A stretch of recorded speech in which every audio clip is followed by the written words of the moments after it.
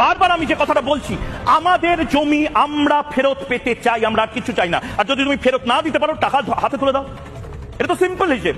আমার থেকে কেউ একটা জমি নিয়েছে, সেই জমির টাকা সে দিতে পারছে না, সে দীর্ঘদিন ধরে জমিটাকে ফেলে রেখে দিয়েছে, তাহলে হয় জমি দাও নয় টাকা দাও। এই হিসেবটা বুঝতে মোহাম্মদ ইউনূসের সমস্যা হচ্ছে কেন? নোবেল টোবেল পেয়েছে তো, মোহাম্মদ ইউনূস নোবেল পুরস্কার পেয়েছে তো। আমি এবার কয়েকটা ছবি দেখাবো।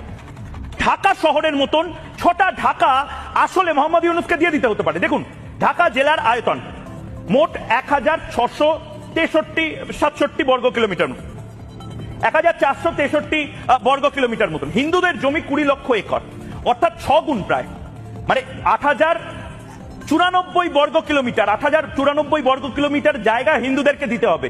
সুতরাং সেই হিসেবে 6খানা ঢাকা, এই যে ঢাকার ম্যাপ, একটা ম্যাপ, দুটো ম্যাপ, তিনটে ম্যাপ, চারটে ম্যাপ, 5টা ম্যাপ, 6টা ম্যাপ, এরকম 6টা ভূখণ্ড দিতে হবে ঢাকা শহরের সাইজের মতো।